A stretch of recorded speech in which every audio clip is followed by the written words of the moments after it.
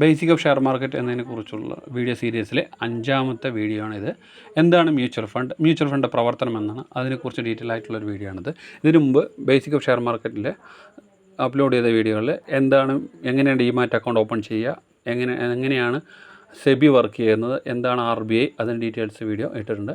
ഇതിനെക്കുറിച്ച് പഠിക്കാൻ താല്പര്യമുള്ളവർ ആ വീഡിയോ കൂടെ കണ്ടിട്ട് ഇത് കാണുകയാണെങ്കിൽ നിങ്ങൾക്ക് കുറച്ചും കൂടെ കാര്യങ്ങൾ മനസ്സിലാവുന്നതായിരിക്കും. നിങ്ങൾ TV കണ്ടിട്ടുണ്ടാകും മ്യൂച്വൽ ഫണ്ട് സഹിയെ.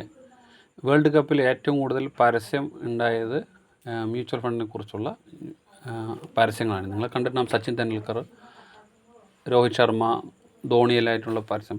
മ്യൂച്വൽ ഫണ്ട് സഹിയെ എന്നുള്ള പരസ്യം എല്ലാവരും കണ്ടിട്ടുണ്ടാവും, ശ്രദ്ധിച്ചിട്ടുണ്ടാവും. പക്ഷേ എന്താണെന്ന് കണ്ടിട്ട് ചിലവർക്ക് മനസ്സിലായിട്ടുണ്ടാവില്ല എന്താണ് മ്യൂച്വൽ ഫണ്ട്. ചിലവരത് സ്കിപ്പ് ചെയ്തിട്ടുണ്ടാവും, ചിലവരത് ശ്രദ്ധിച്ചിട്ടുണ്ടാവും എന്താണെന്ന്. പക്ഷേ എന്താണെന്ന് ചിലവർക്കത് മനസ്സിലായിട്ടുണ്ടാവില്ല.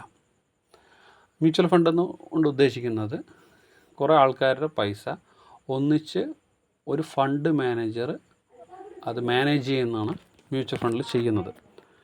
അതെങ്ങനെ ചെയ്യുന്നതെന്ന് ചോദിച്ചാൽ, നമ്മൾ ആൾക്കാരും ചില കമ്പനികളായിക്കോട്ടെ, ചില കമ്പനികൾ ചില മ്യൂച്വൽ ഫണ്ടിൽ ഇൻവെസ്റ്റ് ചെയ്യും. ആൾക്കാർ നമ്മൾ SIP സിസ്റ്റമാറ്റിക് ഇൻവെസ്റ്റ്മെൻറ്റ് പ്ലാനിലൂടെ എല്ലാ മാസവും മന്ത്ലി ബേസ് ചെയ്തിട്ട് മ്യൂച്വൽ ഫണ്ടിൽ ഇൻവെസ്റ്റ് ചെയ്യാറുണ്ട്. അതുകൂടാതെ ചിലവർ ലംസം ഒരു ബൾക്ക് എമൗണ്ട് മ്യൂച്വൽ ഫണ്ടിൽ കൊണ്ട് ഇൻവെസ്റ്റ് ചെയ്യാറുണ്ട്. കിട്ടുന്ന ഈ ഫണ്ടിനെ ആ മ്യൂച്വൽ ഫണ്ട് കമ്പനി ഒരു ഫണ്ട് മാനേജറെ, ഓരോ ഫണ്ടിനും ഓരോ പർട്ടിക്കുലർ മാനേജർ ഉണ്ടാവും. ആ ഫണ്ട് മാനേജറാണ് ഏത് ഷെയറുകൾ വാങ്ങണം, അല്ലെങ്കിൽ ഏത് ഡെപ്റ്റ് ഇൻസ്ട്രുമെൻ്റ് അഥവാ ബോണ്ടുകൾ, ഗവൺമെൻറ് സെക്യൂരിറ്റീസ്, എന്തിലെല്ലാം ഇൻവെസ്റ്റ് ചെയ്യണമെന്ന് തീരുമാനിക്കുന്നത് ആ ഫണ്ട് മാനേജേഴ്സ്. ഈ ഫണ്ട് മാനേജേഴ്സ് നല്ല എക്സ്പീരിയൻസ് ഉള്ള ആൾക്കാരായിരിക്കും, നല്ല വെൽ ക്വാളിഫൈഡ് ആൾക്കാരായിരിക്കും. സാധാരണ മ്യൂച്വൽ ഫണ്ടുകൾ നടത്തുന്നത് അധികം നിങ്ങൾ കണ്ടിരിക്കും, മിക്കതും ബാങ്കായിരിക്കും, അല്ലെങ്കിൽ ഫൈനാൻഷ്യലുമായി ബന്ധപ്പെട്ട മറ്റ് സ്ഥാപനങ്ങളായിരിക്കും. SBI mutual fund, HDFC mutual fund, axis mutual fund, എല്ലാ ഫണ്ടുകളുണ്ട്. അതുകൊണ്ട് റിലയൻസിൻ്റെ മ്യൂച്വൽ ഫണ്ടുണ്ട്, പിന്നെ ആദിത്യ ബിർള മ്യൂച്വൽ ഫണ്ട്, അത് ഒരു ഫിനാൻഷ്യൽ സ്ഥാപനം പോലെയാണ് അവരുടെ മ്യൂച്വൽ ഫണ്ട്. എല്ലാ മ്യൂച്വൽ ഫണ്ടുകളും പ്രവർത്തിക്കുന്നത് ഒരേ രീതി തന്നെയാണ്.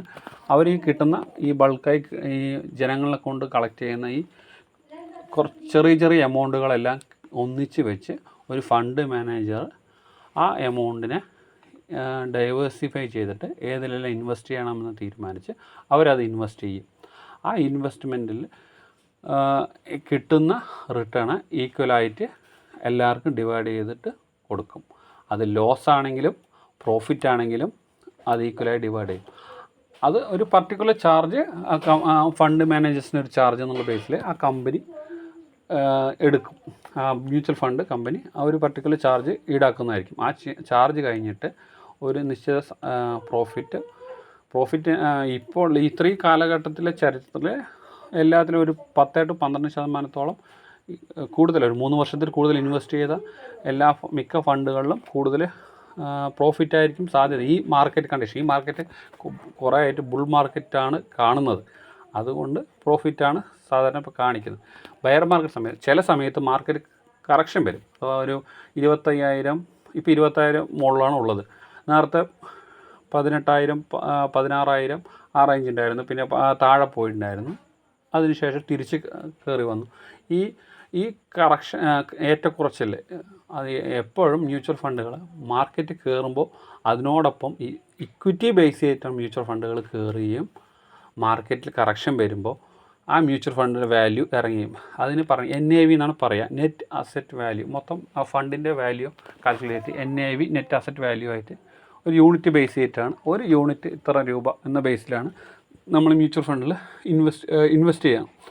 ഓരോ യൂണിറ്റ് ആയിട്ടാണ് നമ്മൾ വാങ്ങുക. നമ്മൾ യൂണിറ്റായി വാങ്ങുന്ന ഈ മ്യൂച്വൽ ഫണ്ടുകൾ മാർക്കറ്റ് കയറുമ്പോൾ, അഥവാ മ്യൂച്വൽ ഫണ്ടുകളുടെ വാല്യൂ കൂടുമ്പോൾ ആ NAV കൂടും. ഇപ്പോൾ 55 രൂപയാണെങ്കിൽ 56, 57 പറഞ്ഞിട്ട് കൂടും. അതേ സമയത്ത് താഴെ മാർക്കറ്റ് കറക്ഷൻ വരികയാണെങ്കിൽ അത് NAV താഴെ പോകും. 55 എന്നുള്ളത് 54, 53 പറഞ്ഞിട്ട് ആ റേറ്റ് കുറയും.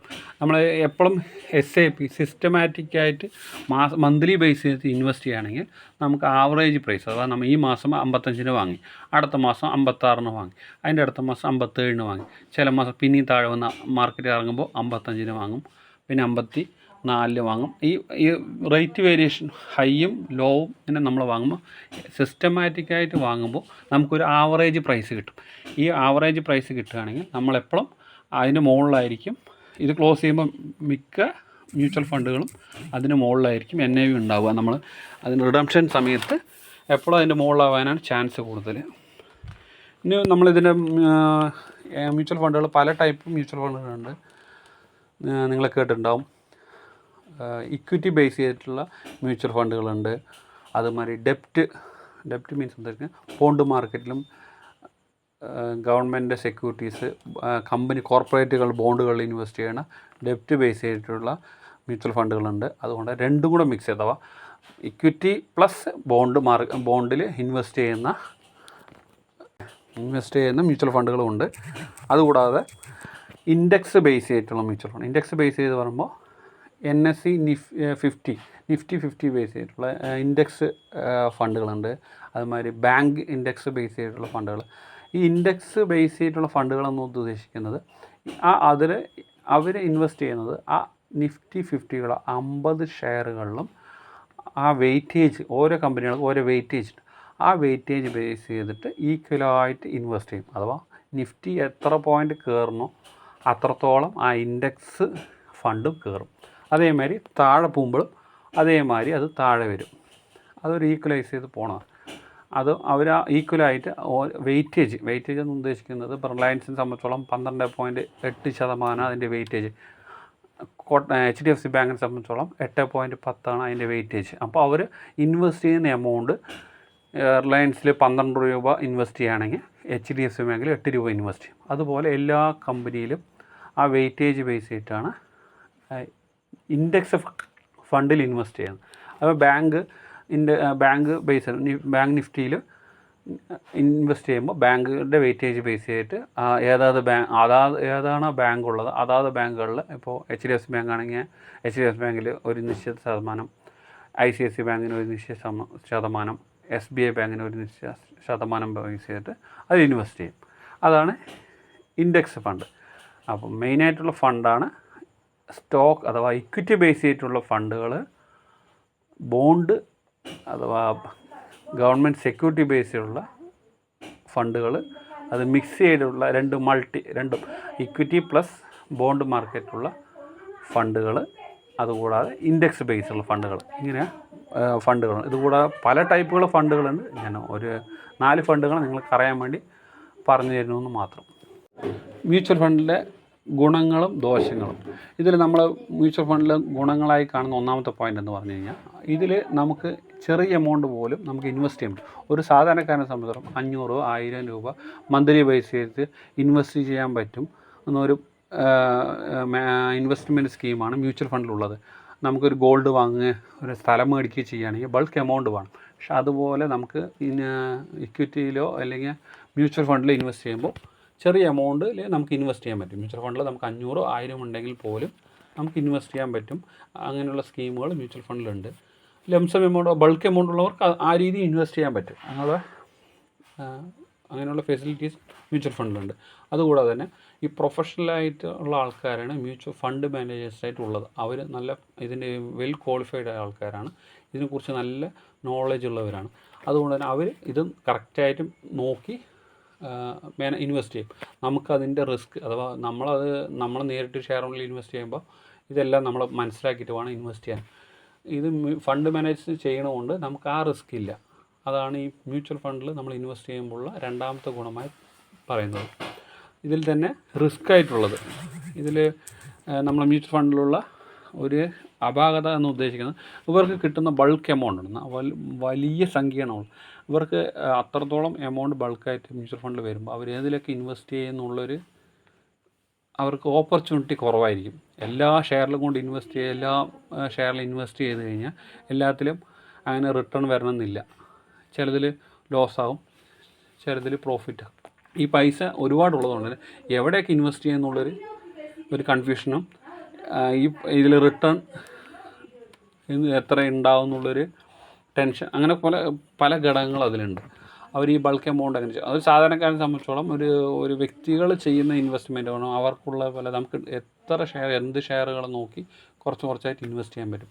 പക്ഷേ കോടിക്കണക്കിന് രൂപ പൈസ ഹോൾഡ് ചെയ്യുമ്പോൾ ആ പൈസനെ അവർ അറ്റ് എ ടൈമിൽ ഇൻവെസ്റ്റ് ചെയ്യാൻ അവർക്ക് പറ്റില്ല. മാർക്കറ്റിൽ ഒരേ സമയത്ത് ബൈ ചെയ്യണമെന്ന് വിചാരിച്ചാൽ ആ സമയത്ത് ബൈ ചെയ്യാനുള്ള സെല്ലേഴ്സ് അവിടെ ഉണ്ടാവില്ല.